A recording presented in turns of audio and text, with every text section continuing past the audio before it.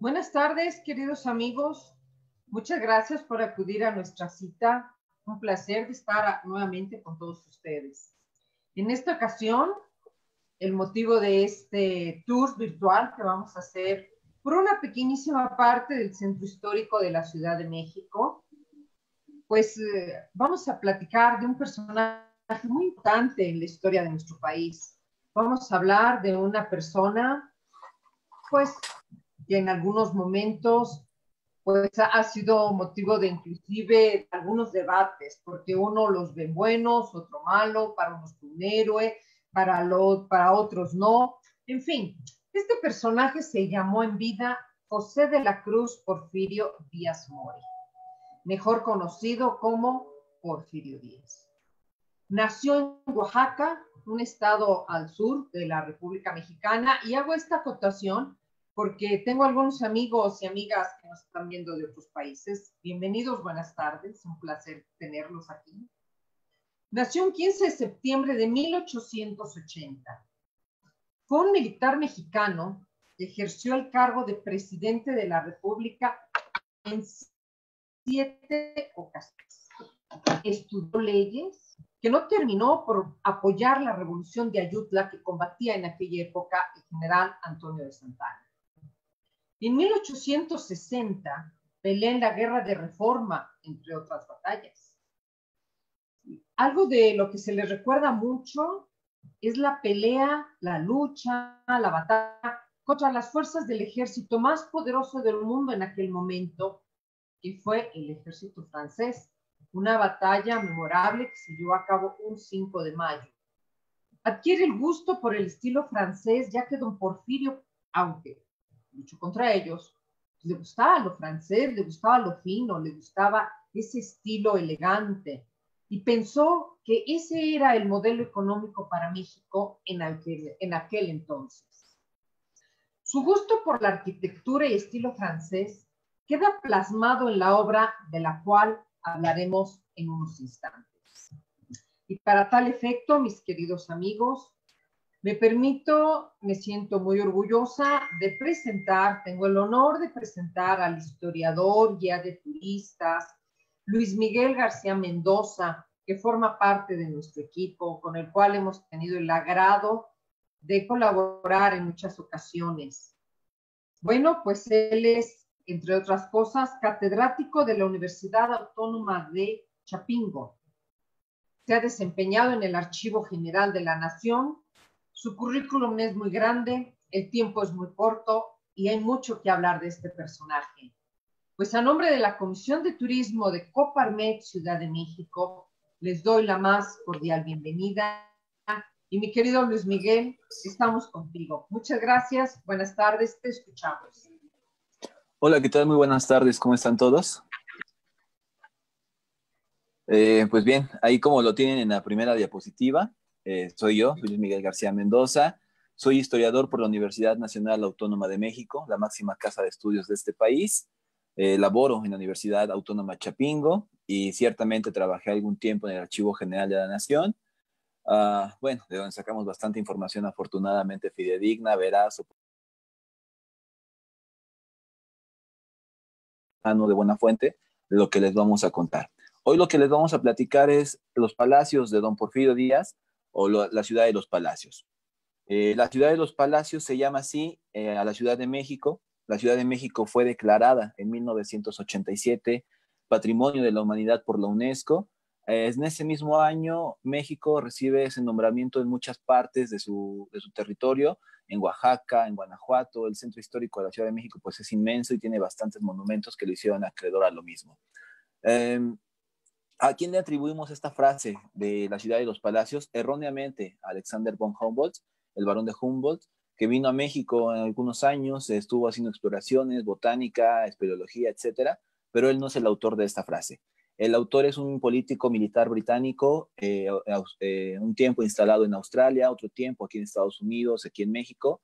Charles Joseph La Trobe va a ser este personaje el que escriba de Rambler en México, o el paseante, el caminante en México, y va a ser él el que diga el que deje en su libro una célebre frase que muy pocos le conocemos y que es lo que le atribuye a México.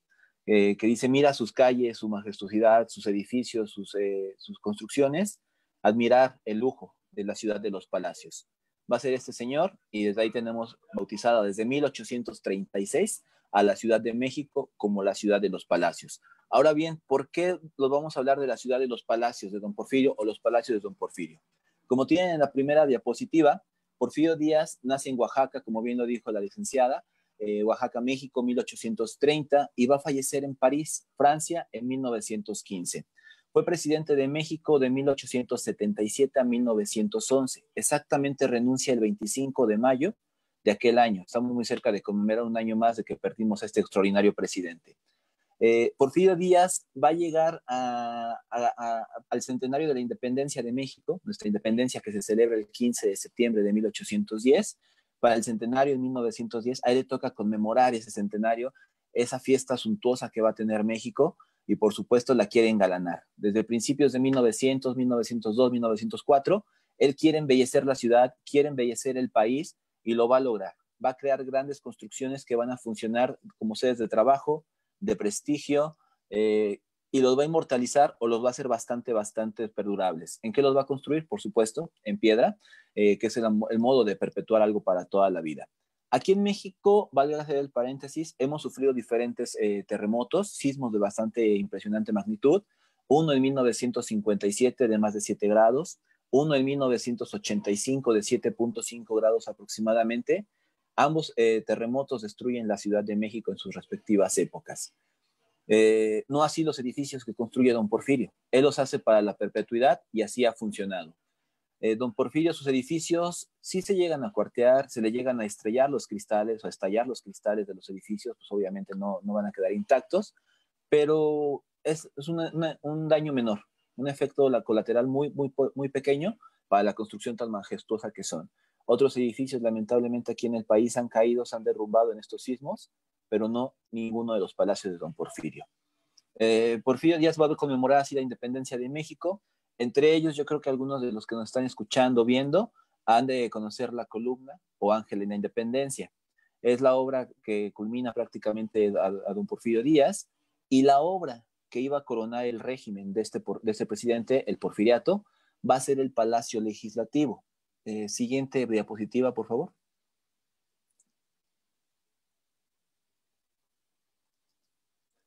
Ese es el Palacio Legislativo. A la izquierda de la pantalla ustedes pueden ver cómo iba a quedar el Palacio Legislativo.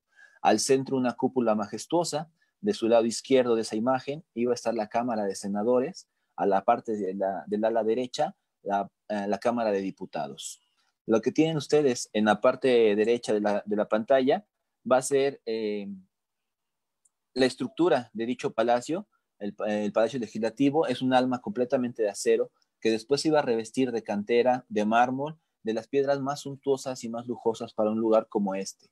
Este iba a ser el Palacio Legislativo, iba a ser el edificio que coronaría al régimen porfirista, iba a ser la joya de la corona de don Porfirio Díaz. Lamentablemente, ese es el máximo avance, lo que ustedes ven a la derecha de su pantalla. Solo se estuvo la estructura de acero, un alma, como decía, un alma completamente de acero forjado, así como se construía Nueva York, Chicago. Ustedes han visto esas imágenes de los obreros trabajando a principios de 1900, pues México no estaba nada atrás de todo ello. Lamentablemente, don Porfirio va a hacer todo lo que va a conocer, y también nosotros. Siguiente diapositiva.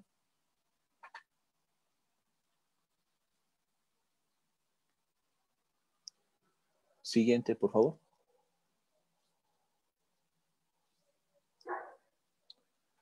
Al extremo superior izquierdo de su pantalla ven la cúpula, se ha desmantelado, la anterior diapositiva.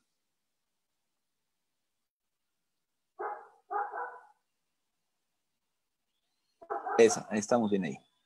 Les comentaba, la parte izquierda superior de su pantalla van a ver la cúpula nada más, la parte central de este edificio. El resto se desmantela.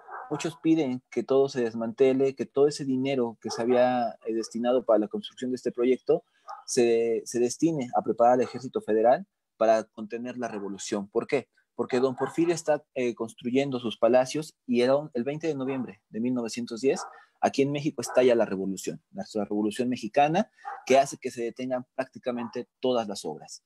Queda una obra inconclusa, se destila prácticamente el acero, se destina a ser parte de los ferrocarriles para poder transportar a los soldados y combatir con este estallamiento social revolucionario.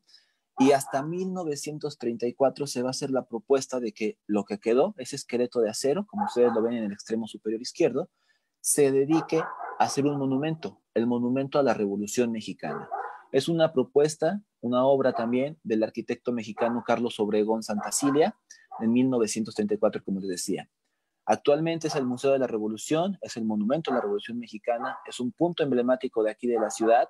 Ahí se han llevado a cabo conciertos, eventos masivos, marchas, mítines políticos, etc. Y este museo lo van a encontrar justamente en lo que era el sótano del monumento a la Revolución. Así como lo tienen a su imagen derecha inferior, así luce actualmente el monumento. En la parte de abajo está el museo. Pueden utilizar ese elevador que se ve al centro, es un elevador panorámico, y llegar a la cúpula, una cúpula obviamente de 360 grados. Ustedes lo pueden recorrer caminando. Se acepta todo tipo, obviamente, de visitantes. Está adaptado para todas las condiciones físicas, para menores, mayores, adultos, pues, y adultos mayores, los que pasen de 60 años. Tenemos prácticamente habilitados a todo esto para poder recorrer el monumento a la Revolución.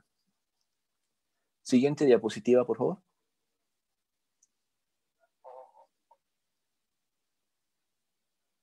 Como les decía la directora de la agencia, el Mexinca Travel, la licenciada Muciño, Porfirio Díaz va a pelear en la intervención francesa. A México va a llegar Francia queriendo invadirlo hacia 1862-61.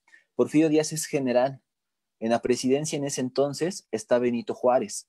Porfirio Díaz pelea por México, para México y por su presidente. Vencen al ejército francés en la batalla del 5 de mayo de Puebla, que es conmemorada acá en México. Lo derrotan, el ejército sale, pero 2 años después, aquí aplicamos un dicho en México, que perdió la batalla, ganó la batalla, pero perdió la guerra. ¿Por qué? Porque México simplemente ganó la batalla del 5 de mayo de 1862, pero perdió la guerra contra Francia, ya que para 1864 Francia regresa e instaura el gobierno de Maximiliano de Habsburgo, el segundo imperio mexicano. Para 1872, Benito Juárez consagra la República restaurada, deshace del ejército francés, que ya no tiene mucho interés en México. Maximiliano de Habsburgo y su esposa Carlota de Bélgica están prácticamente abandonados a su suerte. Bueno, muchos sabrán el trágico final que tuvo Maximiliano de Habsburgo. Para esos entonces, Porfirio Díaz ya se rebela contra Benito Juárez. Primero peleó para él y por él, bajo sus órdenes, y luego se le rebela. Benito Juárez, presidente de México, duró 14 años en el gobierno. Porfirio Díaz le dijo que se estaba reeligiendo cada rato, cada 4 años, que estaba haciendo fraude electoral, y le dijo que era sufragio efectivo y no reelección, que no se reeligiera el presidente de México más de una vez. Intenta rebelarse contra él, lamentablemente no sucede mucho, vuelve a rebelarse en la rebelión de Tustepec, perdón, y entonces sí, queda instaurado Porfirio Díaz como presidente. Para 1910, después de que se rebela contra Benito Juárez, ahora le va a dedicar un monumento, y es que este hombre, Porfirio Díaz, es sumamente controversial. Un día está de buenas, otro día está de malas, y tiene grandes ideas. Porfirio Díaz manda a crearle a Benito Juárez un cenotafio. ¿Y qué va a ser un cenotafio? Una tumba falsa. Es esa tumba falsa, porque obviamente ahí no descansan los restos de Benito Juárez, van a ser trasladados esos restos mortuorios hacia el Panteón de San Fernando, que es el primer panteón civil que tenemos en México, porque antes obviamente todo lo manejaba el clero. Benito Juárez hace esa separación, iglesia-estado, y obviamente tenemos ya un panteón civil. Ahí va a estar enterrado Benito Juárez. Porfirio Díaz le va a dedicar este monumento que hoy en día conocemos como el hemiciclo a Juárez.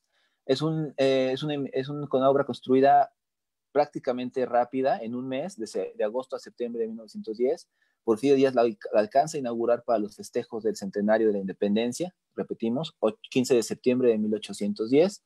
Es una obra del arquitecto mexicano Guillermo Heredia y obra del escultor italiano Lazzarini. Este señor va a crear lo que ustedes tienen en la parte izquierda de la pantalla. Van a ver a Benito Juárez, una posición sedente, poquito parecido a Lincoln allá en el Capitolio, y atrás de él van a ver a 2 seres, uno con alas que es la victoria coronando a Juárez, porque ha vencido al imperio y ha restaurado la república, y atrás la justicia o la misma república, lo quieren interpretar otros autores. Es un espacio público, se está resguardando ya en día por la policía de la Ciudad de México, pues porque lamentablemente ha habido vandalismo para este monumento. Tiene unas piezas arquitectónicas, escultóricas preciosas, todo es mármol blanco de Carrara, de los bancos de mármol del norte de Italia. Lamentablemente ha sido dañado por este tipo de vandalismo y por eso ahora todo el tiempo está resguardado por la policía de la Ciudad de México. Sin embargo, eso no nos quita que hagamos excelentes fotos, una buena selfie y que conozcamos este precioso espacio. Siguiente diapositiva, por favor. De los más emblemáticos que tenemos en la Ciudad de México, uno de estos palacios es el Palacio de Bellas Artes. Originalmente no existía, anterior a este, su antecedente va a ser el Teatro Nacional. Se va a derrumbar, dicen es un teatro muy pequeño, vamos a hacer algo más suntuoso, más majestuoso, más grande. Se amplía la calle que cerraba a ese Teatro Nacional, hoy se conoce como Avenida 5 de Mayo, conmemoración a esta batalla que les contaba. Y van a crear el Teatro Nacional, que con el tiempo va a ir cambiando de nombre hasta quedarse en Bellas Artes o Palacio de Bellas Artes. Comenzamos a platicar de este. El Palacio de Bellas Artes tiene su antecedente hacia 1904, cuando empiezan a construirlo. ¿A quién le van a dejar la obra? Al mejor arquitecto de aquel entonces, Adamo Boari, de origen italiano.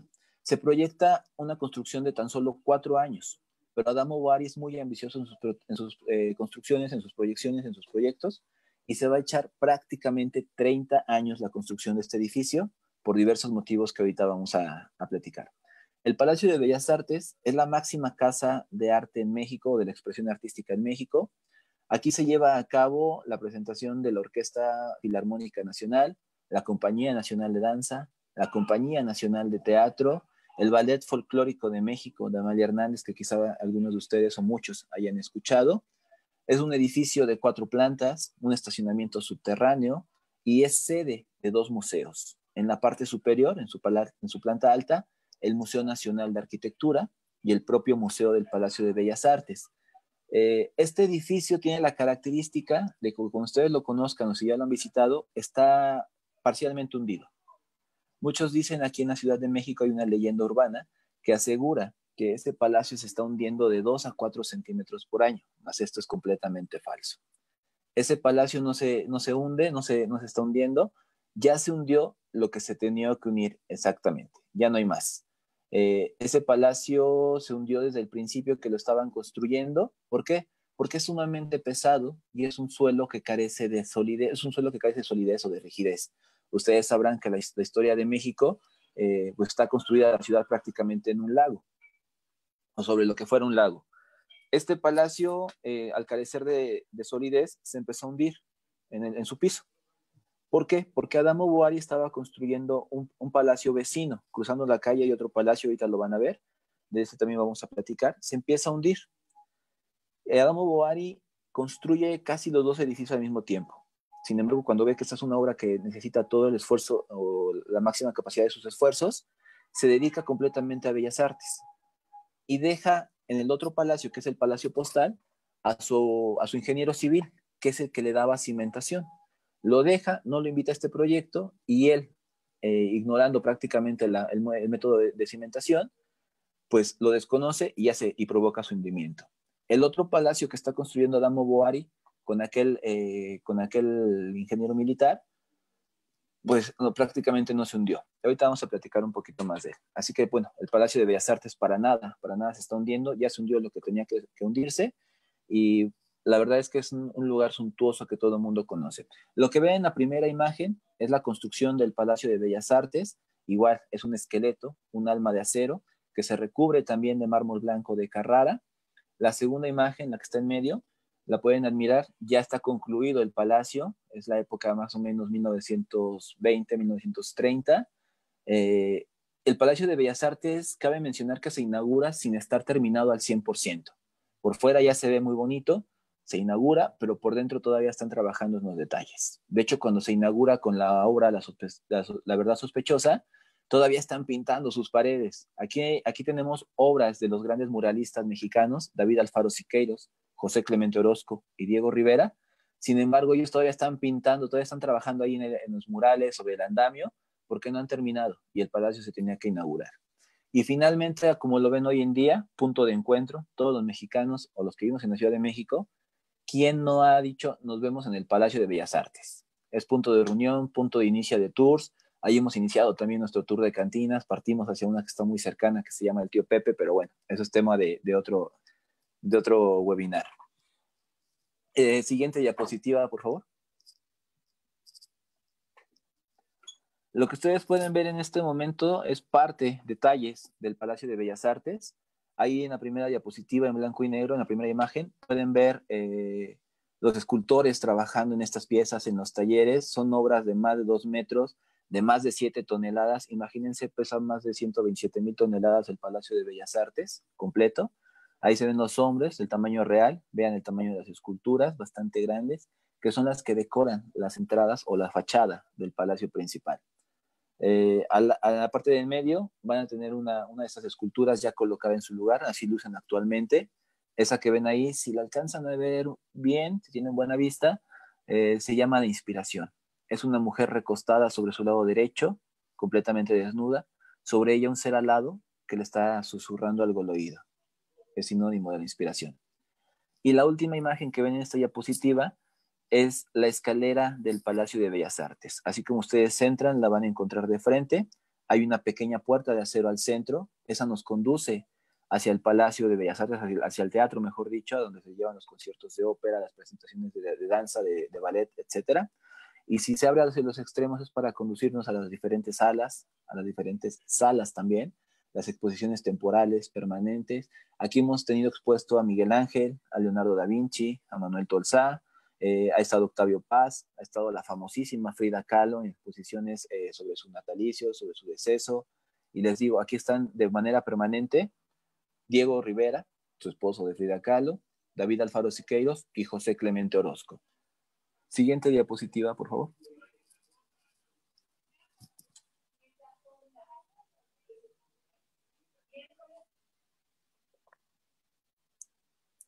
Bien, de la parte superior izquierda nos vamos a ir, empezamos ahí. Son los 3 grandes muralistas reunidos. Del lado izquierdo, primero, David Alfaro Siqueiros. En medio de estos hombres, José Clemente Orozco. Y el último, por supuesto, más reconocido, Diego Rivera. Esos hombres, les decía, el Palacio de Bellas Artes se inaugura el 29 de septiembre de 1934. Adamo Boari, el constructor, pero para 1916 la Revolución Mexicana está en su máximo apogeo, el país está completamente inmerso en la guerra, es una guerra que dejó más de 1 millón de muertos, miles de huérfanos, madres abandonadas, hijos desamparados, etc. Adamo Boari, siendo extranjero, ve la situación completamente inestable, tanto económica como política y social del país, y sale huyendo de regreso a Italia. Dice que va a regresar una vez que se calmen las cosas, jamás volvió, jamás terminó su obra. Dejó más de 4,000 documentos para la conclusión de este edificio y fue como se pudo terminar. Se tuvo que contratar a otro arquitecto, va a ser un mexicano, arquitecto militar, Federico Mariscal. Federico Mariscal va a retomar el proyecto de Adamo Boari, se van a tardar todavía de 1916 al 1919. Ahí se hace otra pausa, se retoman los trabajos más adelante y finalmente concluyen hasta 1934 y se puede inaugurar. Se inaugura con la obra que les comentaba, La Verdad Sospechosa, con una tenor mexicana, Ángela Peralta, que es conocida como el Ruiseñor Mexicano. Y la obra está escrita o fue escrita por, por Juan Ruiz de Alarcón, célebre dramaturgo novohispano. Los pintores que ustedes ven aquí en pantalla, ellos siguen trabajando, incluso David Alfaro Siqueiros, que es el primero que aparece en la diapositiva en blanco y negro, él pinta 2 obras, una que tiene que ver con la época prehispánica y una que tiene que ver con el fin de la Segunda Guerra Mundial. Él está pintando para 1942-41 todavía, y si repetimos, el año en que terminó de construir, se inauguró el palacio, es 1934. Pero poco más de 7 años y él sigue pintando, sigue estando, digamos, un poquito inconcluso el Palacio de Bellas Artes. Hablando de David Alfaro Siqueiros, la primera diapositiva, lado derecho superior, vemos el suplicio o el tormento de Cuauhtémoc. David Alfaro Siqueiros, y es que cada pintor tiene su peculiaridad, cada uno de ellos tiene un sujeto para pintar diferente. Para David Alfaro Siqueiros lo importante es reivindicar a México, la historia prehispánica sobre todo. Él tiene un imaginario tremendo y prácticamente lo que él pinta aquí es simplemente lo que él imagina. Él va a pintar sobre todo a Cuauhtémoc. Lo ven en una posición acostada, le están quemando las plantas de los pies. Justo atrás de él se asoma una mujer que alza los brazos. Es la nación desesperada. En ese momento, en aquella época prehispánica, cuando se está dando en México la guerra de conquista, México Tenochtitlán va a estar aliado con dos ciudades más, con Texcoco y con Tlacopa o con Tacuba. Y ahí van a aparecer uno de los gobernantes de esta ciudad de Tlacopa o de Tacuba. Está arrodillado a un costado de Cuauhtémoc, tiene los brazos suplicando piedad, clemencia a los conquistadores, al mismo tiempo que surge la idea de que quizá este gobernante le está pidiendo a Cuauhtémoc que le diga dónde está el tesoro. Cuauhtémoc es el último gobernante de México Tenochtitlán. Es el que defiende, sitian la ciudad de México Tenochtitlán. Él no es de aquí, es de una ciudad vecina que se llama Tlatelolco, que está a 2 kilómetros en lancha navegando en ese entonces, porque recuerden que era una ciudad lacustre. Él no puede sostener la defensa de México Tenochtitlán porque no la conoce bien. Él es originario de Tlatelolco, se regresa para esta ciudad y entonces sí, ahí van a sitiar los españoles, los conquistadores, con sus 13 naves, con sus 13 bergantines, esa ciudad. Cuauhtémoc resiste, defiende el sitio, pero finalmente el 13 de agosto de 1521 la ciudad cae. La ciudad cae, Cuauhtémoc es el último gobernante, los españoles lo saben, ellos querían los tesoros, el oro, le preguntan que dónde está el tesoro que ellos saben que tienen escondidos, y Cuauhtémoc resiste estoico diciendo que él no tiene nada, que él no sabe, que no hay nada y que si lo tuviera, aún así no se los entregaría. Si se dan cuenta, ahí viene un pequeño, bueno, se ve en el recuadro, aunque es pequeño, se nota un perro. Los perros que llegaron con los conquistadores pues fueron bastante temerosos y feraces para los indígenas. Fueron un método de tortura, fue algo terrible, la verdad. Ahí se ven los conquistadores completamente armados o con sus yelmos, sus armaduras completas. Es el suplicio o el tormento de Cuauhtémoc que se mantuvo estoico y jamás vendió su territorio, digamos. Justo abajo de los tres pintores se alcanza a ver una obra que se conoce como Catarsis. Esa es autoría de José Clemente Orozco. José Clemente Orozco, para él, su sujeto de pintura, de estudio, va a ser la humanidad. La humanidad en la que él piensa que está completamente corrupta o corrompida, que ha sido prostituida, que ha sido vulnerada, que se está dejando llevar por el qué, por el avance tecnológico. Por eso ustedes ven ahí armas, ven engranes, ven figuras femeninas, no las vamos a llamar mujeres, las vamos a llamar figuras femeninas que asemejan eso en los ideales, la sociedad, las ciudades, que han sido prostituidas, que han sido víctimas de corruptelas. Se ven por ahí engranes, armas, la maquinaria, la tecnología, es lo que dice José Clemente Orozco, que está destruyendo a la gente. ¿Y que necesitan? Una destrucción renovadora, que se destruya lo que se conoce y aparte de esa destrucción va a surgir un cambio, algo nuevo, algo mejor. Y por eso le dan ese nombre. El nombre original no es Catarsis, él no lo bautiza así a su mural. Esto viene después con los críticos de arte que ven esta impresionante obra y le llaman así Catarsis. Tenemos otras obras menores de Diego Rivera. Tenemos otra obra también de David Alfaro Siqueiros que se llama La Nueva Democracia, que es una mujer que sale de un volcán, que rompe las cadenas de la esclavitud, del autoritarismo, del fascismo. Justo a esa mujer van a encontrar las víctimas de la guerra, que son cuerpos destrozados. Van a encontrar a otro que se llama así, la víctima del fascismo, que es un hombre de espaldas que está completamente azotado, con la espalda cercenada prácticamente, lacerada, porque pues es obviamente un reflejo de las víctimas del fascismo o de este régimen dictatorial. Para David Alfaro Siqueiros, en esa pintura lo que él quiere demostrar es que la Segunda Guerra Mundial ha terminado, que triunfó obviamente los aliados, que triunfó la verdad, la justicia, la razón, y lo celebra así, con una pintura. Y las pinturas que prácticamente todo mundo quiere conocer aquí en México son las de Diego Rivera. Diego Rivera pinta muchísimo, hace muchísima pintura de caballete, pero su fuerte son los murales. Diego Rivera, ustedes lo sabrán, y si no, ahorita se van a enterar, es comunista, sigue el régimen, las enseñanzas de Marx, de Engels, de León Trotsky. De hecho, León Trotsky, que es el fundador del Ejército Rojo en Rusia, viene para acá. ¿Por qué? Porque lo está persiguiendo. El mismo ejército que León Trotsky en algún momento crea, lo empieza a perseguir. Él busca exilio por los diferentes países de Europa, llega hasta México gracias a Diego Rivera y Frida Kahlo, que en ese momento están casados, van a ver al presidente de México, que es Lázaro Cárdenas, llegan con él, le piden por favor que lo hospede, que le dé asilo político, y prácticamente Diego Rivera pone su casa a su servicio de León Trotsky, sufre 2 atentados, el primero participa David Alfaro Siqueiros, obviamente es infructuoso, y en el segundo es cuando lamentablemente asesinan a León Trotsky. Diego Rivera, siendo así de comunista, él dice que pinta para el pueblo y con el pueblo, que es un arte que va a educar a la gente que no tiene acceso a esos lugares. Pero aquí hay que hacer un paréntesis tremendo. La gente en ese entonces no puede entrar a este tipo de lugares en los que él está pintando. ¿Por qué? Porque son para clase social alta. De hecho, todavía tenemos la idea de que al teatro se tiene que ir elegante, bien vestido, como era en aquella época, y sobre todo en México, a principios de los años 30, 40, uno no iba al teatro si no llevaba zapato de charol, traje, smoking, sombrero de copa, los abrigos de pieles. Había que ir suntuoso este tipo de espacios. Diego Rivera también va a pintar el Palacio Nacional, sede del gobierno aquí en México, va a pintar la Secretaría o el Ministerio de Educación Pública. Son todos esos espacios restringidos para gente política, económica y socialmente posicionada, de estratos sociales altos. Su obra en ese entonces nunca la pudo ver la gente del pueblo común. ¿Cuándo la va a poder visitar la gente del pueblo común? Cuando estos espacios se abren públicamente, cuando se hacen de acceso para ir desde los 70s, 60s, quizá 80s, por muy tarde, es cuando la gente las pudimos conocer.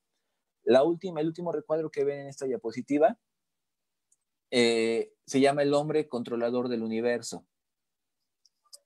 El hombre controlador del universo o el hombre en una encrucijada es una pintura que Diego Rivera realiza en Nueva York, la sede del capitalismo, en Estados Unidos, el país más capitalista, en el centro Rockefeller, digamos que está en lo más capitalista del mundo capitalista, no puede haber más. Y Diego Rivera, siendo tan comunista, está trabajando para el capitalismo. Es la ironía con este señor. Diego Rivera tiene un sujeto de estudio, que es el hombre.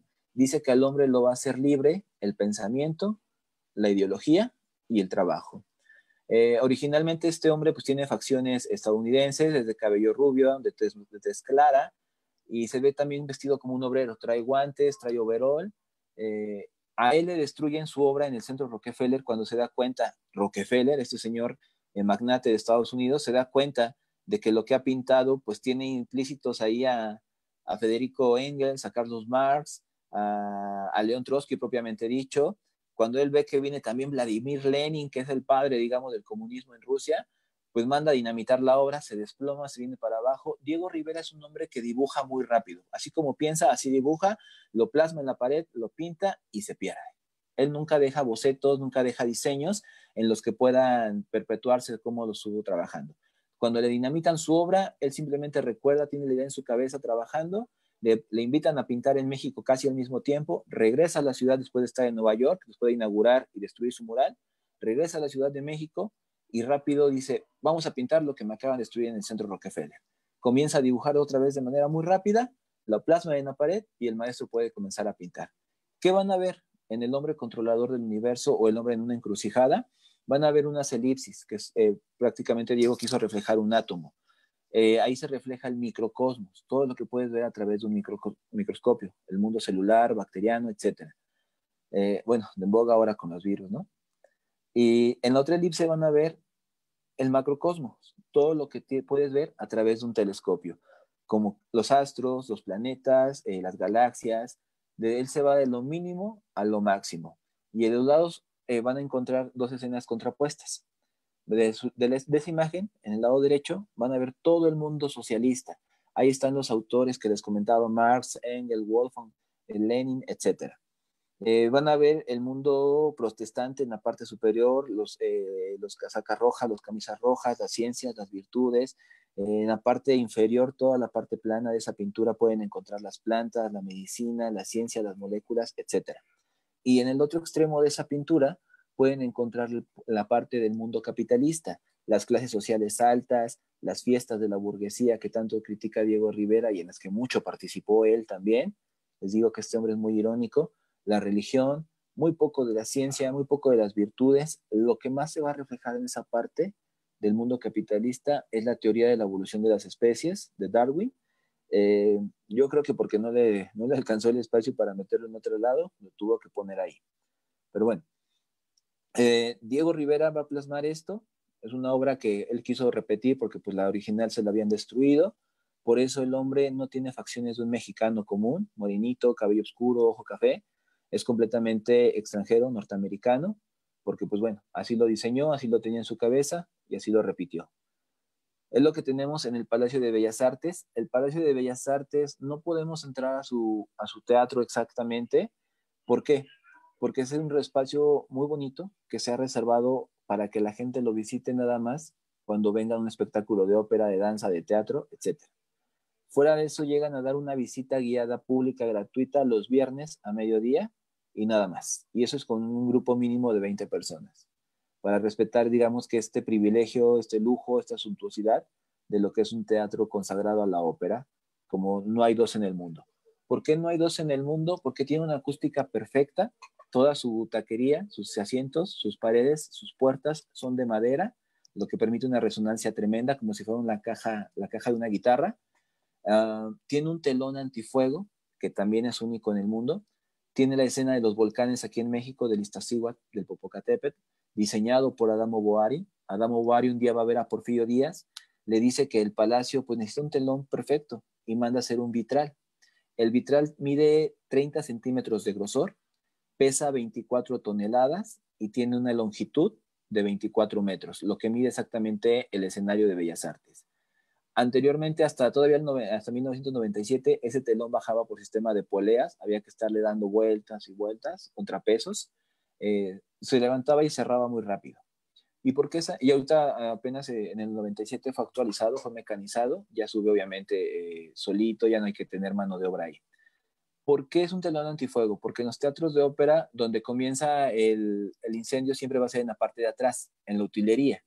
La utilería obviamente se incendia, el incendio llega al escenario que es de madera, se lo come el fuego y brinca hacia la parte de enfrente, hacia el público. Lo que va a hacer este telón de fuego, antifuego, va a ser que una vez que comienza el incendio en la parte de atrás, en la utilería, comienza a bajar, se cierra y protege prácticamente a los asistentes. Por eso es un telón antifuego. Siguiente diapositiva, por favor.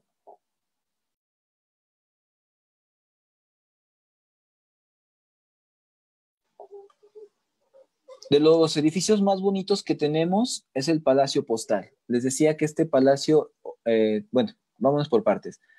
Este palacio lo conocemos como el Palacio de Correos o el Palacio Postal, pero su nombre correcto y oficial es la Quinta Casa de Correos. Es una obra del arquitecto italiano Adamo Boari que está construyendo con el ingeniero civil y militar, Gonzalo Garita. Es una obra que se construye sumamente rápido, en 5 años, 1902 a 1907. Fue inaugurado el 17 de febrero de 1907 por Porfirio Díaz. Adamo Boari está trabajando aquí hasta 1904, porque le proponen el Palacio de Bellas Artes, se da cuenta de que es una obra más grande, más suntuosa, que va a mejorar muchísimo su presentación ante el mundo en su currículum, y abandona prácticamente esta obra y se va a trabajar para el Palacio de Bellas Artes. Aquí deja a Gonzalo Garita, no lo invita a que lo acompañe a trabajar en el Palacio de Bellas Artes, y por eso el Palacio de Bellas Artes comienza a hundirse, porque no tiene la cimentación que Gonzalo Garita le dio al Palacio Postal. El Palacio Postal tiene de cimientos hacia abajo lo mismo que tiene de altura. Muchos le han llamado que tiene una cimentación tipo Chicago, que prácticamente el edificio flota cuando hay un sismo. Y es lo que ha evitado que estos edificios se caigan o se dañen estructuralmente muy fuerte cuando ha habido un sismo. Les digo, se han estallado los cristales, se han llegado a hacer cuarteaduras menores en las paredes, pero fuera de eso no sucede nada más en estos palacios. La historia de este palacio es muy pequeña. Junto, frente a este edificio, está otro de los palacios construidos por don Porfirio Díaz. Este palacio era la Secretaría de Comunicación y Obra Pública. Ahí estaba la Dirección de Correos. Es una dirección de correos o servicio postal que recibe más de 130 millones de paquetes diarios que no caben en ese lugar. El director de correos va con el presidente, Porfirio Díaz, le pide que le cree un lugar exclusivo para el correo mexicano. Porfirio Díaz ve la oportunidad de tener un palacio más para conmemorar el centenario de la independencia y sin más preámbulo le dice que sí. Contratan a Adamo Boari, Gonzalo Garita, diseñan el proyecto y lo empiezan a construir. Porfirio Díaz lo que quiere son, lo que les decía hace ratito, lugares de prestigio y de trabajo, que cumplan con esas dos funciones a la vez, prestigio y trabajo. Y lo va a conseguir. Además, se perpetuó su memoria pues, para todos los tiempos. Este señor tiene más de 100 años que nos abandonó.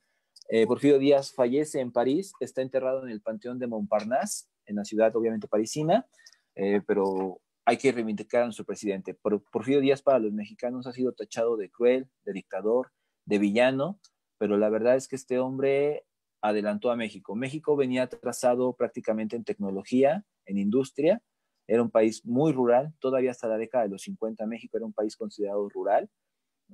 Dicen que estaba en vías de desarrollo, yo tengo 35 años y sigue en vías de desarrollo mi país, pero bueno, creo que ahí la llevamos o tal vez no. Porfirio Díaz, ¿a qué le debemos al presidente? Le debemos que México para esos años tuvo telégrafo, teléfono, industria eléctrica y ferrocarril. Todo el tren en México lo puso don Porfirio Díaz. Construyó los edificios, construyó muchos mercados, puso relojes monumentales, pavimentó las calles, puso alumbrado público en las calles también. La verdad es que embelleció México, quería que México fuera una potencia. El modelo a seguir en ese entonces era Francia, era el modelo de país a seguir. Muchos dicen que Porfirio Díaz quería que México se afrancesara. No, Porfirio Díaz lo que quería es que México fuera una potencia. Trajo mucha inversión extranjera, para muchos bueno, para muchos malo. Yo soy de los que considera que fue bueno, porque gracias a eso México se pudo desarrollar, pudo crecer. Un ejemplo clarísimo es la industria cervecera. México no producía cerveza. En 1900 llegan los ingleses con su industria cervecera. Para 1904, 4 años nada más, les tomó posicionarse a México como uno de los mejores países productores de cerveza a nivel mundial. Y hasta la fecha tenemos el privilegio de tener esa categoría. Y pues sí, los mexicanos somos sumamente bebedores de cerveza, prácticamente 7 litros per cápita por año. Nos andamos bebiendo, y eso cuando menos, porque luego tenemos fiestas, entonces ese aumento es considerable. El Palacio Postal se llama oficialmente la Quinta Casa de Correos. ¿Por qué? Porque es la quinta sede de este lugar. Aquí se instaló ya, después de andar peregrinando 4 veces anteriores, se instala aquí su quinta sede y aquí es donde se va a quedar para toda la vida ya. Sigue funcionando, ahora se llama el Servicio Postal Mexicano o Correos de México. Es un edificio que sigue funcionando, tiene bronce ornamental, todos sus barandales, rendijas, todo es ornamental, es florentino, es traído de Florencia, Italia, se funde allá, pero se ensambla aquí en México. Ustedes pueden entrar a dejar sus paquetes, a recibir el FedEx, a recibir su paquete ya que compren por internet, todo lo pueden llegar a recibir ahí, lo pueden mandar a través de ello. Si algún día andan turisteando por la Ciudad de México, por solo usar este edificio, vayan y manden una postal. La verdad es que también puede enseñar a los niños lo que es el servicio postal como ha sido de antaño, ya no solamente el WhatsApp, el GPS, el mail, también pueden hacer una bonita carta también para el Día de Reyes, etcétera. Siguiente diapositiva, por favor.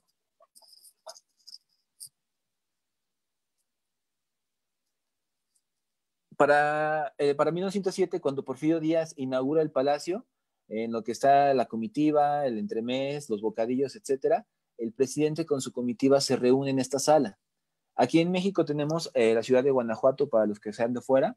En Guanajuato está que también es Patrimonio Cultural de la Humanidad, está el Teatro Juárez, también construido por Porfirio Díaz. Ahí sí sabemos cuál fue el lugar de honor que ocupó el presidente de México. Lamentablemente en este espacio no sabemos en qué silla se haya sentado. Es la sala Bartolomé Galotti, llamada así por el autor de los recuadros que se ven en las paredes. Porfirio Díaz llega a esta sala, se sienta, espera a su comitiva, se reúnen todos, dan la inauguración oficial y pues aquí tiene el convite del presidente. Estaríamos súper bien que supiéramos en qué silla se sentó, pero lamentablemente no tenemos ese dato. La sala, así como la ven, está conservada entre un 90-95% de su originalidad. Lo único que le han cambiado, digamos, de manera fuerte o trascendental ha sido el piso. Los recuadros que se ven decorando las paredes en la parte alta son laminados de oro de 23.5 quilates, que es una obra artística que es el valor que una obra artística puede alcanzar, el más alto. ¿Por qué? Pues porque es la manera de ser el metal todavía maleable, conservando su pureza. Ya ven que la forma más alta de calibrarlo son 24 quilates, entonces tienen 23.5 para que se puedan trabajar. Y todos estos detallitos tienen que ver con el sistema de correos. Son angelitos, son niños, son figuras infantes que tienen que ver con el tintero y la pluma, con la máquina de escribir, con las palomas mensajeras, todo lo que sea que se pueda utilizar para enviar cartas o para recibirlas también. Siguiente diapositiva, por favor.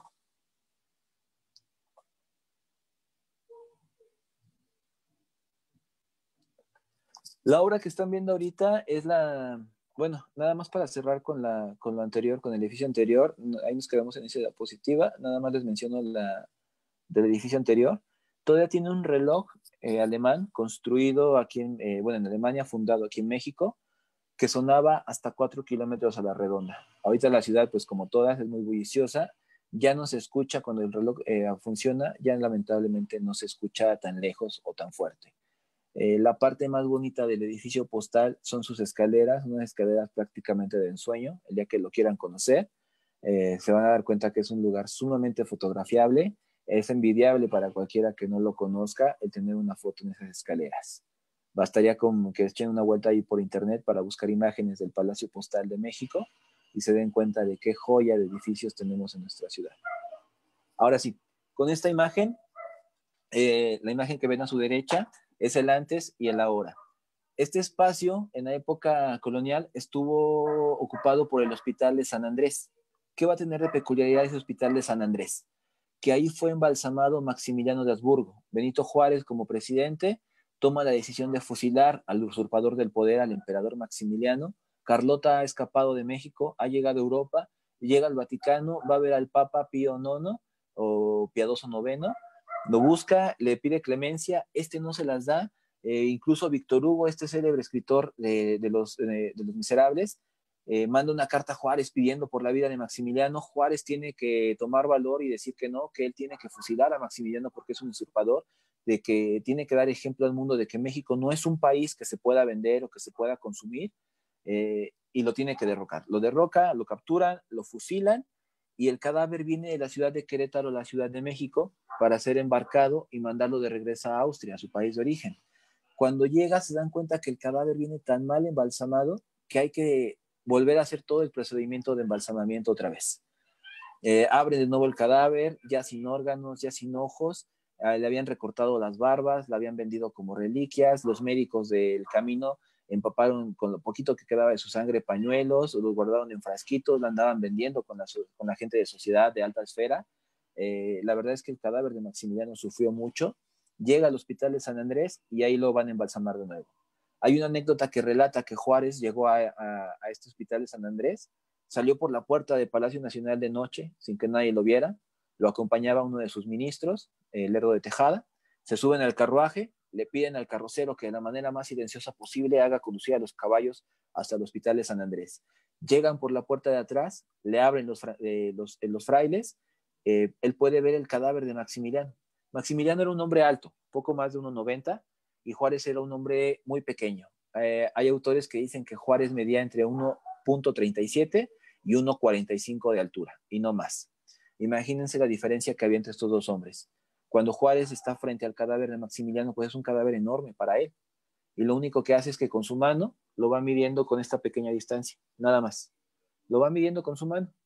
Y lo único que acerta a decir ante el cadáver, y que lo escucharon los frailes, fue que era un hombre desproporcionado, que tenía las piernas muy largas, la caja torácica muy pequeña, y que pues por eso era muy torpe. Nada más equivocado porque, bueno, él no vino a gobernar, la que gobernó fue Carlota, pero también esa es otra historia.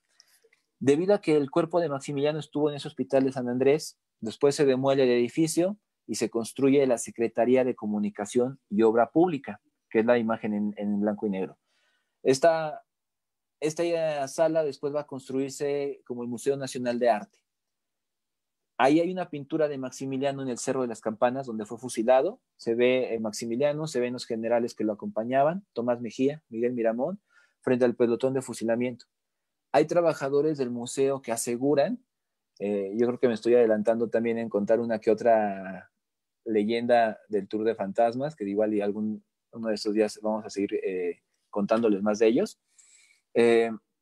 Hay trabajadores del Museo Nacional de Arte que aseguran que una vez que el museo cierra, entre las 9 y 10 de la noche aproximadamente, se escuchan pasos lentos, obviamente porque es una zancada larga, un paso largo, como de un hombre alto, que camina muy despacio y que llega siempre hacia la pintura del fusilamiento de Maximiliano.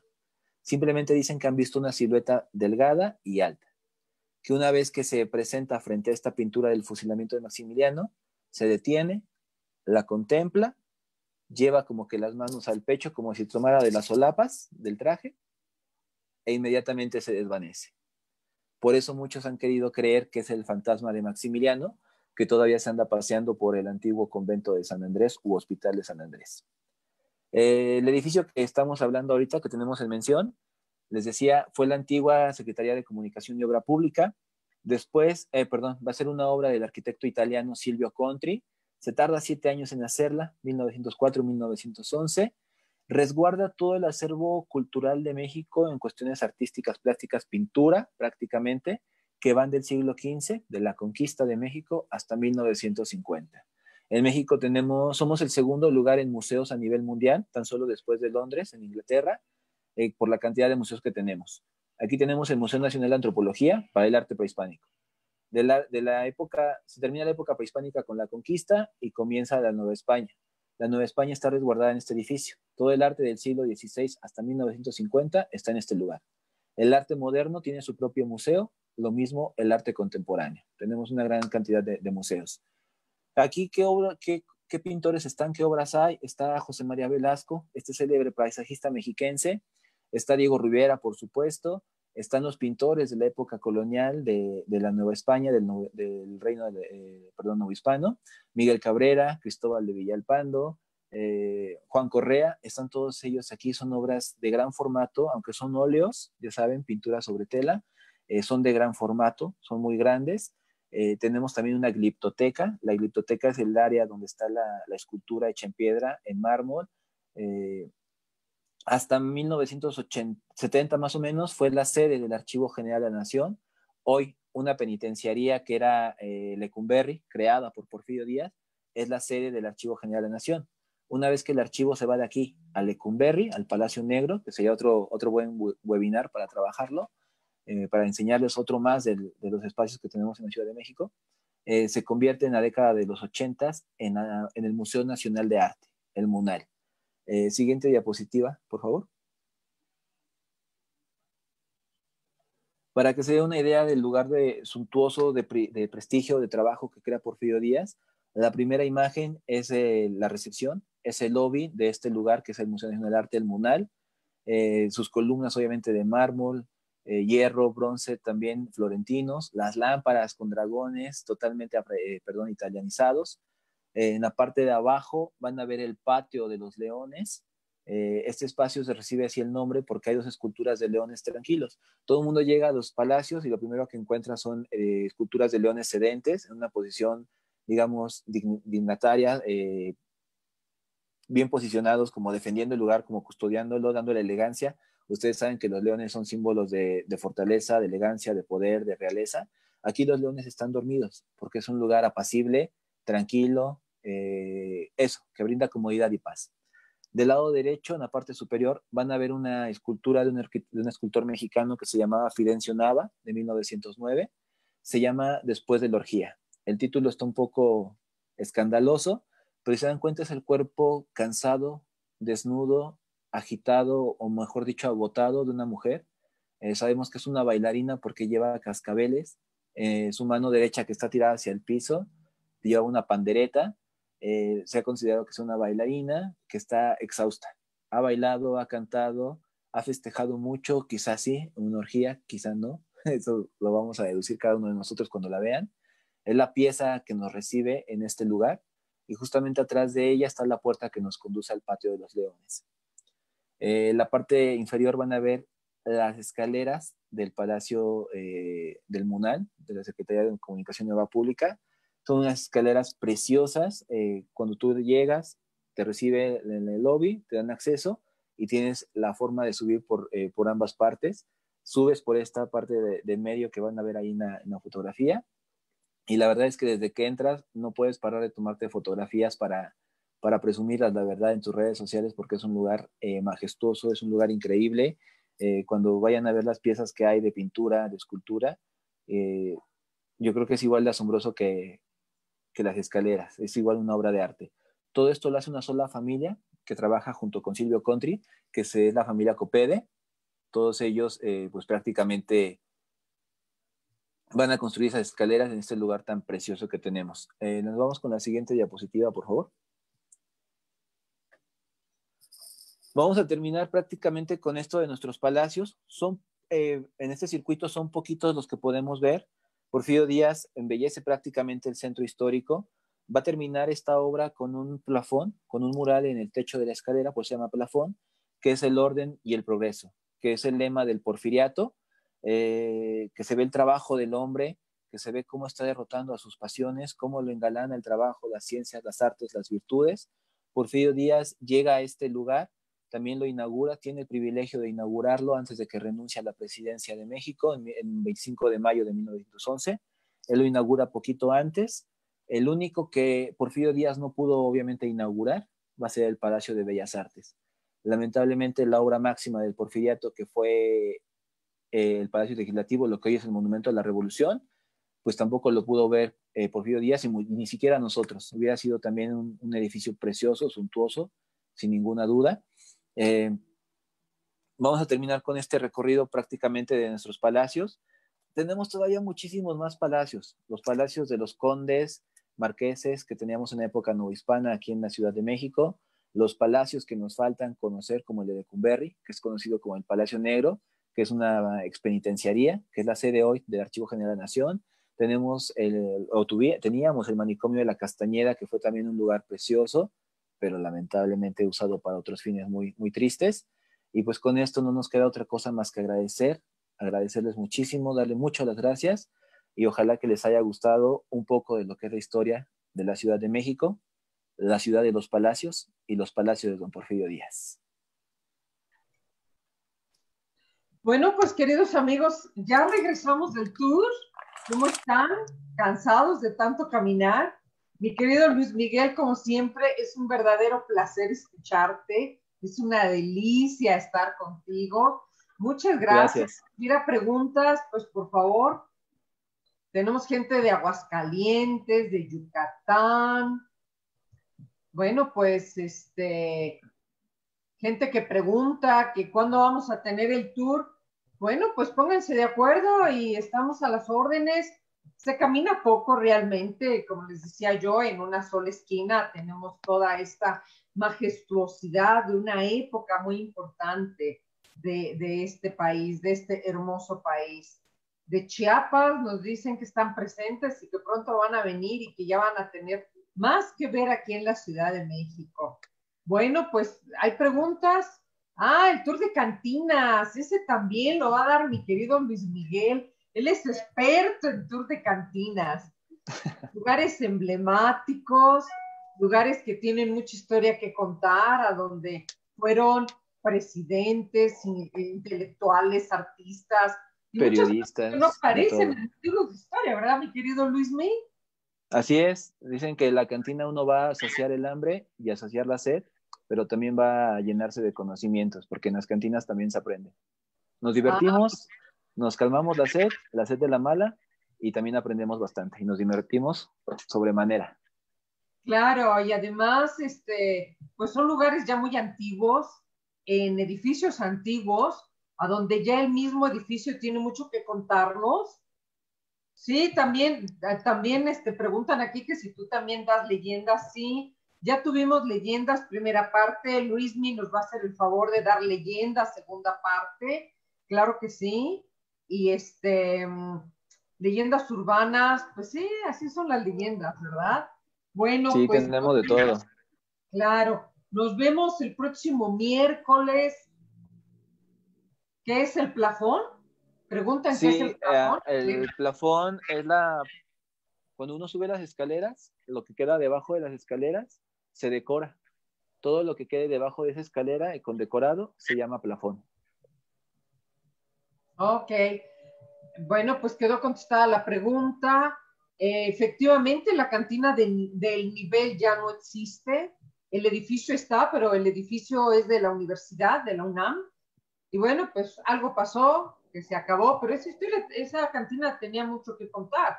Se llamaba El Nivel porque cuando la inundación, pues ahí marcó el nivel de hasta dónde llegó el agua, pero como dice Luismi, ese es tema de otro tour.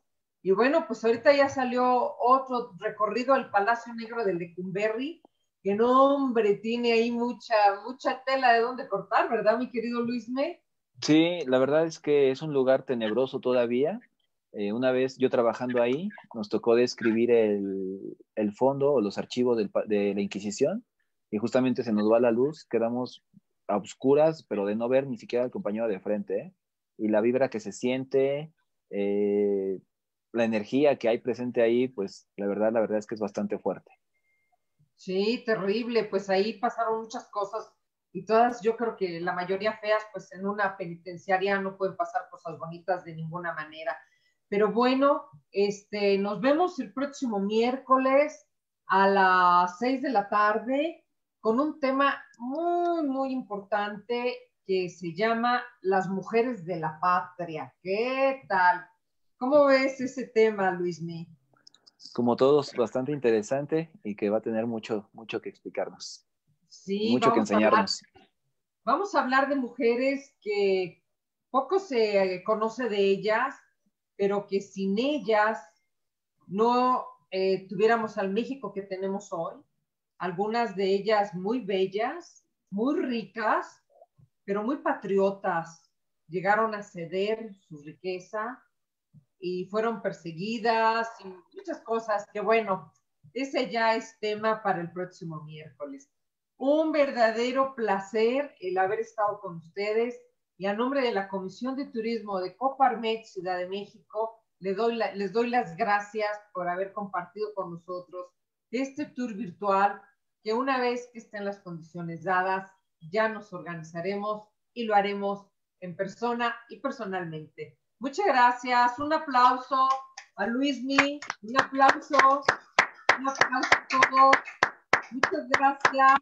Muchas gracias, Luismi. Te quiero mucho Gracias como a siempre. todos. Esta vez. Muchas gracias a todos. Tuvimos una participación de más de 400 personas. Bueno, estamos a las órdenes. Bonita tarde a todos. Muchas gracias. Muchísimas Bye. gracias. Hasta luego.